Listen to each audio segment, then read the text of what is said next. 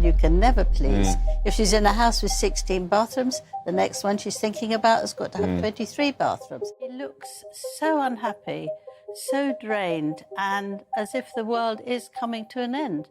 And yet the actual monarchy is of no importance to them. So it's very hypocritical. Something absolutely massive has just exploded in the royal world. And this time, it has nothing to do with Netflix contracts, designer wardrobes, or Meghan's latest Hollywood maneuver. No, this is far more shocking. We are talking about something that could rattle the very foundation of the monarchy itself. When veteran royal biographer Angela Levin went live on national television, she didn't just drop a bombshell. She detonated a revelation so explosive, it sent shockwaves ripping from Buckingham Palace all the way to the gilded gates of Montecito. Spouting off in her podcast. I mean, what is your view of how this podcast is going down at the moment, especially what the royal family is saying, if they're saying anything? It's very interesting. Just before she did it, Angela Levin looked straight into the camera with that calm, grandmotherly smile. And then she said the words millions had secretly suspected but never dared to voice out loud. What she revealed has the power to obliterate everything Harry and Meghan have so carefully built around their children forever. And trust me, you need to see where this story is heading, because the revelations that follow are nothing short of earth-shattering. They will leave you questioning everything you thought you knew about the Sussex saga.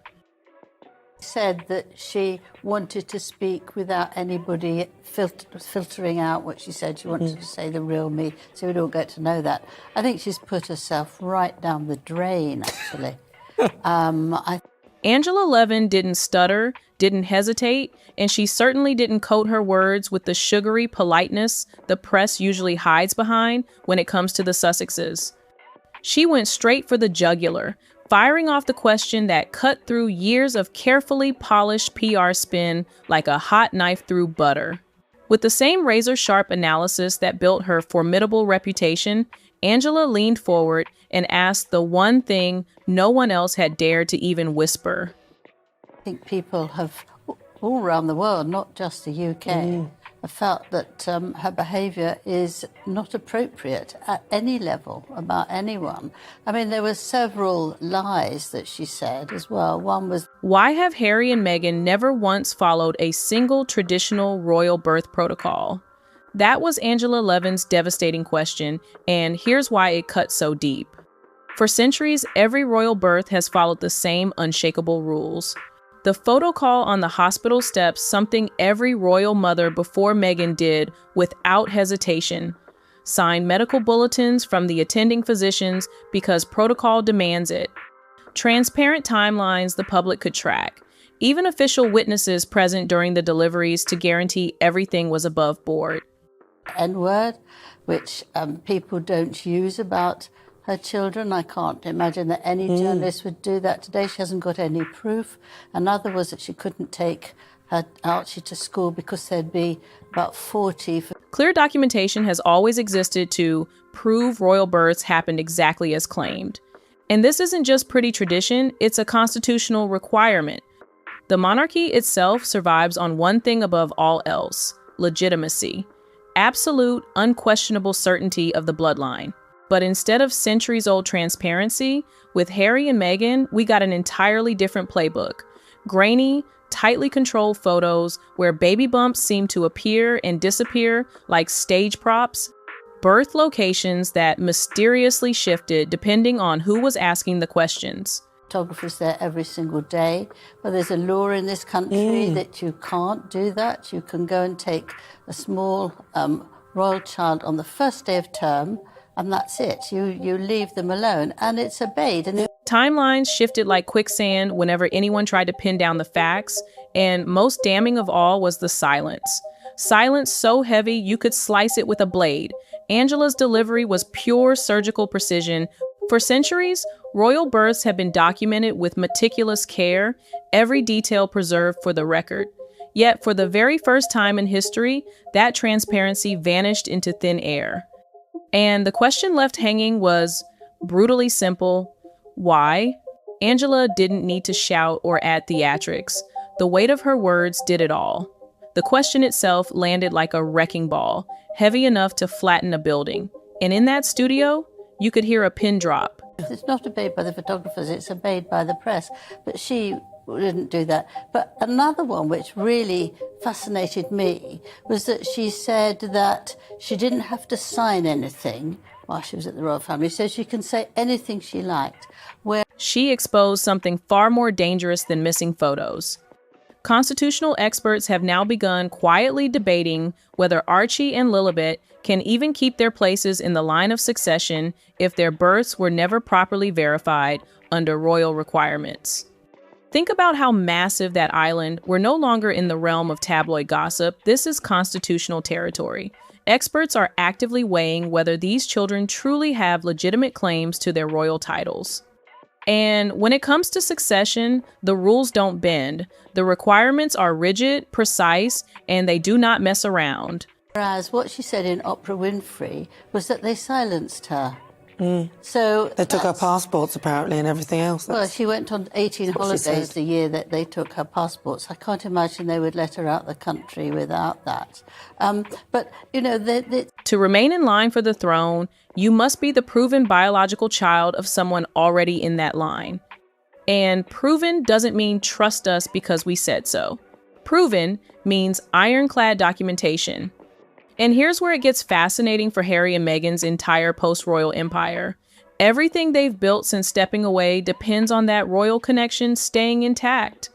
The Netflix millions, the lucrative speaking fees, the book deals, the red carpet celebrity treatment, it all flows from one source, their link to the crown.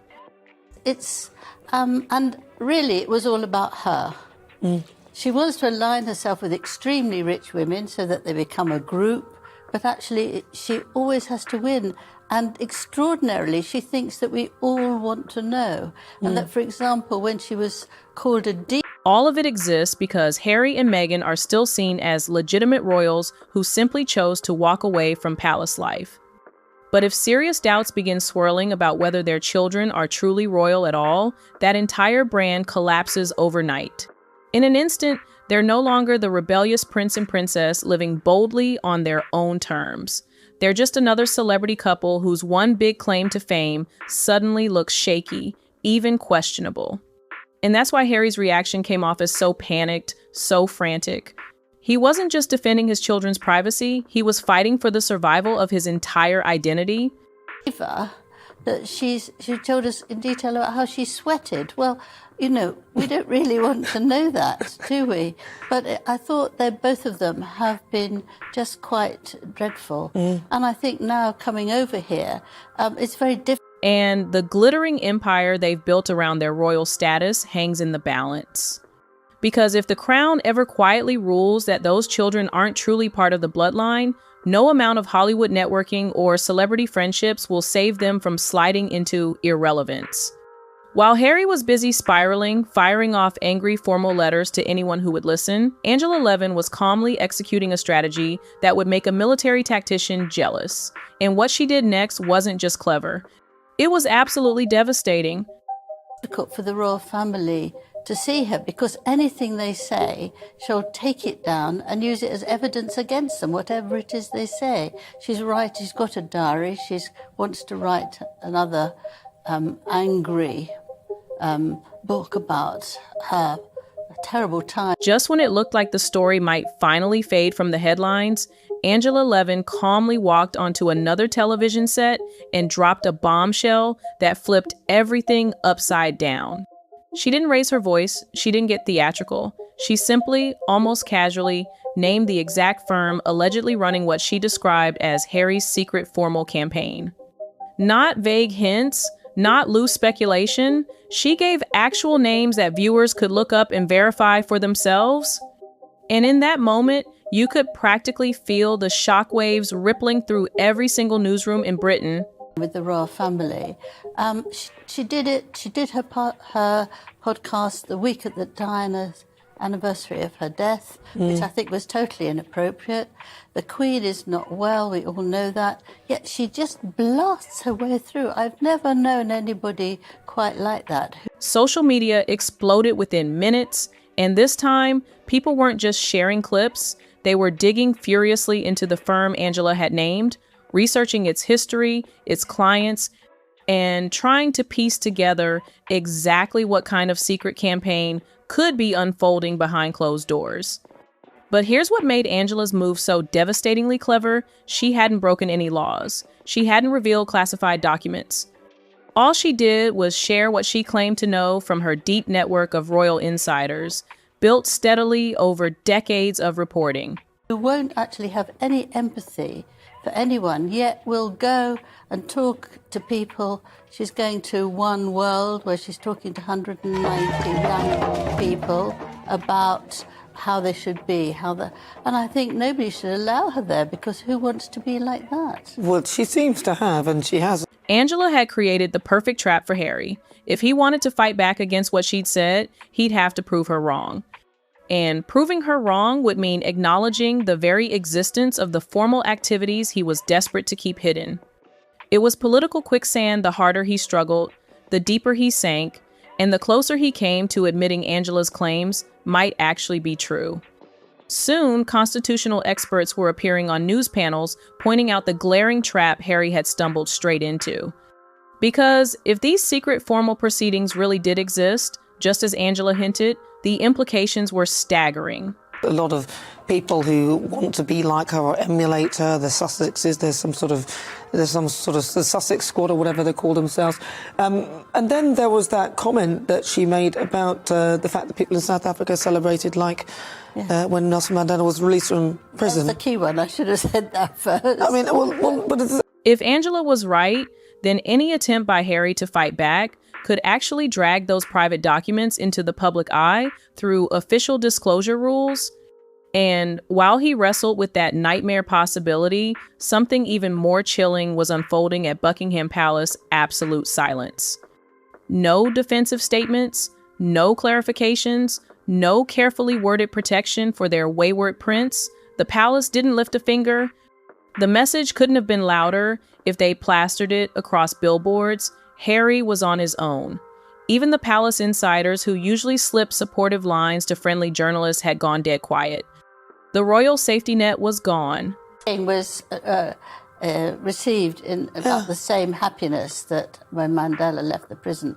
Well, that's, beyond reason. And his grandson said that it was absolute nonsense. He should never have done that. But she said it came from when she went to see a theatre. When the palace finally broke its silence, the tone was ice cold. One insider reportedly told a major paper that watching Harry demand transparency from the royal family for years, only to operate in total secrecy when it suited him, was the height of irony. But perhaps the most damaging blow came from Harry's own allies. The very people who had defended him fiercely for months suddenly went quiet, finding other things to focus on. His once reliable circle of protection was dissolving right before everyone's eyes in real time and in plain sight. The Lion King. And there was only one black person there, and he said he never said anything like that. He wouldn't dream of saying anything like that. He said he didn't even speak to her. That's what he said. He didn't speak to her or anything. Meghan's truths are not many other people's truths. But I think people don't understand that Angela had pulled off something remarkable. She had engineered a scenario where Harry couldn't win no matter what move he made. And then something fascinating began to unfold, something Harry clearly never anticipated. The story started evolving in directions completely outside his control. Every attempt he made to manage it only tangled him deeper, making the crisis more complicated by the day. Sources close to the situation described a man working frantically behind the scenes, pouring endless effort into what he now viewed as a full-scale emergency, a crisis threatening not just his image, but his future. Have a kind of certain banter, which Harry used to thoroughly enjoy, pretty sexist and misogynist and so on and so on, and they're spraying around all their normal jokes, and Meghan is picking them up on every single one. Harry was reportedly burning through enormous amounts of time, trying to figure out how Angela had gotten her information, calling his team nonstop, and holding long, frantic strategy meetings to plot the best path forward. But the challenge was brutal. The public conversation had already shifted into far more dangerous territory. It wasn't just about whether Angela's claims were accurate anymore. People had started analyzing Harry's entire approach to the scandal, his panic, his silence, his threats, and asking whether those reactions revealed more than he ever intended to admit. At Sandringham, a weekend shooting party, which was quite normal for Harry, and he just thought they'd all get on together, but in fact the opposite. I mean, Meghan is someone who doesn't hold herself back from complaining about people's way of manner, the way they talk, the way they behave, and all the rest of it. And that kind of scrutiny was brutal for someone whose credibility relied on looking calm, measured, and principled. Media coverage quickly shifted tone. Entertainment shows began weaving Harry's response into their regular reporting, and the commentary was sharp, with hosts openly questioning whether his strategy was even working. Meanwhile, social media conversations evolved beyond simply supporting or opposing Angela's claims. Now, the focus was squarely on Harry himself, analyzing whether his frantic reaction looked proportionate to the situation or whether it exposed a much deeper problem lurking beneath the surface. What was amusing was on the way home from Sandringham, they're all texting each other, "Oh my God, what a nutter, how on earth can he stay with her?" And the same then happened when they went to Tommy Inskip's wedding in Jamaica, which was a great friend of Harry's, who in the end was banned from the dinner after their wedding. Meanwhile, Meghan was reportedly pouring significant energy into working with their communications team. Insiders say she was growing increasingly worried that Harry's chaotic handling of the controversy was spilling over, damaging how their broader projects and partnerships were being judged by powerful industry contacts. And here's what made it especially dangerous. It struck directly at the heart of their carefully crafted image. For years, they had positioned themselves as victims of powerful institutions, fighting back against unfair treatment.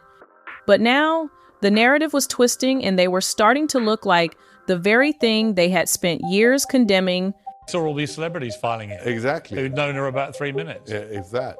And Meghan was really, she controls everything. So it was a great cameo.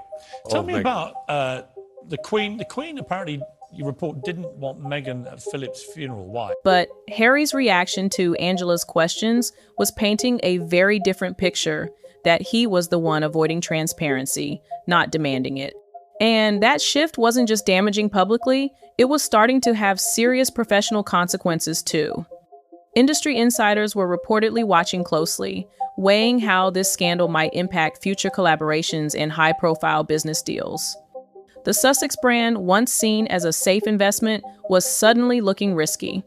And perhaps most telling of all, people who had once been eager to publicly support Harry began quietly stepping back, choosing neutrality instead of loyalty.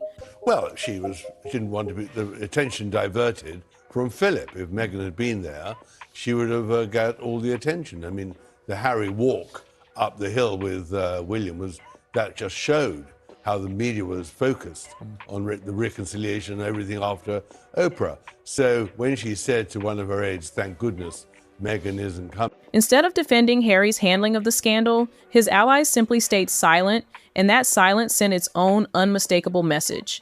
This was no longer just a temporary PR headache. It was fast becoming a test of whether Harry's judgment and his ability to handle pressure could be trusted in high-stakes situations.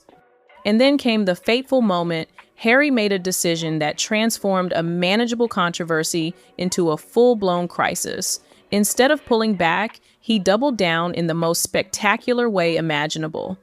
Despite repeated warnings from those around him urging restraint, Harry ordered his advisors to launch a massive reputation assault, one aimed not just at Angela Levin. Queen that kicked them off the balcony at the Jubilee? Well, I think it was the Queen, but also I'm sure Charles and William had a big say in that. They weren't going to allow Netflix to dominate their big celebration. When I read quite a few of the anecdotes in the extracts, there's a lot of diva-like behaviour from Meghan Markle, very controlling about her image when she does a vote. But every major media outlet that dared to cover her statements. This wasn't defense anymore, this was all-out war. Harry's advisors reportedly tried everything to stop him. They warned him that aggressive legal action would trigger discovery, the stage where both sides are forced to share every relevant document. One advisor even cautioned, the moment this becomes official, every document you've tried to keep private becomes fair game. But Harry refused to listen. And so the formal warning letters went flying, landing in newsrooms across Britain and America, a direct challenge to the press itself. That she had no idea what she's really getting into. Oh, on the contrary, I think she's a very scheming, very clever woman. No, I think the surprising thing at the end of the book, I realized how successful she'd been. Here was a woman who was nothing. I mean, born, broken family, the whole thing. The letters promised serious consequences for anyone who dared to discuss Angela's allegations. But the media's response was instant and brutal. Instead of backing down, journalists began openly ridiculing Harry's heavy-handed tactics. Experts filled television panels, bluntly explaining why threatening legal action was the worst possible way to silence questions. It only made people hungrier for answers. And then came the true game changer. Parliament stepped in. MPs began making carefully worded inquiries about whether royal titles should be reviewed if doubts ever surfaced about how they were originally obtained. Everyone knew exactly what that meant without a single name being spoken. Broken family, the whole thing, an unknown actress, all the rest of it, becomes a global star, which is what she wanted. When she was about 9 or 10, she said to her father, I want to be famous, I want to walk down the red carpet. And she has now done that. And officials were now weighing whether Archie and Lilibet's royal status could be reconsidered if doubts about their birth documentation gained traction. In one reckless move, Harry had transformed a media scandal into a potential government issue. And then came the final blow. Buckingham Palace quietly signaled they would not be backing Harry's formal campaign. The message was subtle, but unmistakable. Harry was on his own. For a man who had spent years criticizing the royal family while still expecting their protection, the silence was devastating. It was the clearest sign yet that the institution had washed its hands of him. That she could be a great success, and by marrying Harry, she did it. And so are they in trouble now, though? Is the Sussex brand on the downward slope? A lot of American friends of mine are completely done with them, which they weren't even a year ago. Sure. And that withdrawal of support must have cut Harry to the bone. By trying to crush the conversation with formal pressure, he had only made everything worse, infinitely worse. What began as a media debate was now louder, more public, and far more serious than anyone could have imagined. And just when it seemed this royal controversy had hit its peak, Angela Levin delivered her closing statement, the one that left the world breathless, wondering what could possibly come next. Looking straight into the camera with that calm, composed expression, she spoke the words that sent shockwaves rippling straight through Montecito. I wouldn't be sad at all, because they pose a real threat to the royal family. Well, that's what I've felt from this. The reason I've been so exercised about them is I think they are destroying a lot of the magic of the monarchy. They're calling the... And this is just the beginning. Think about how dramatically this saga has shifted. Harry started out as the image of a protective father, defending his wife and children at all costs. But Angela's calm, precise examination of the missing birth protocols slowly flipped the script, turning Harry into a cautionary tale of how trying to control the narrative can make you look weaker with every move. The contrast couldn't be sharper. While Harry stumbled from one crisis to the next, each response creating fresh complications, Angela's profile only grew stronger. Her professional standing didn't just hold it, expanded significantly. Without producing any hard evidence to support any of his claims. On the contrary. And it's incredibly damaging. Actually telling untruths. Yeah. And I think that was terrible. That's really why I wrote the book, because I just thought this woman is really doing something quite dreadful to Britain. And Harry has... Angela's commentary became some of the most sought after in the royal world. She had effectively built her enhanced reputation on questions Harry simply couldn't answer satisfactorily. Meanwhile, Harry was slipping further into isolation. The royal institution had stepped away. His former defenders had gone silent. Even Meghan's role looked more detached, more independent than ever before.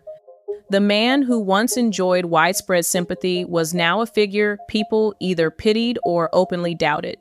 And that's why Angela's final statement carried such chilling weight.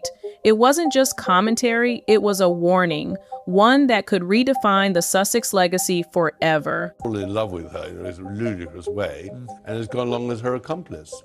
What about Thomas Markle in all this? He's had a big stroke. I'm told he can't even talk at the moment. He's not heard a word from his daughter. He brought her up for years on his own. Sources now suggest Angela has been holding even more information strategically, timing each revelation for maximum impact. And if she truly does have the documentation Harry has been so desperate to keep hidden, then everything we've seen so far could be only the beginning. Because if Angela presents hard evidence backing her most serious claims, the fallout won't just bruise Harry's image, it could strike directly at his children's official status, severing their connection to the royal line entirely. That's not personal drama anymore. That's constitutional territory, serious, historic, irreversible. So the question is, where does this storm head next?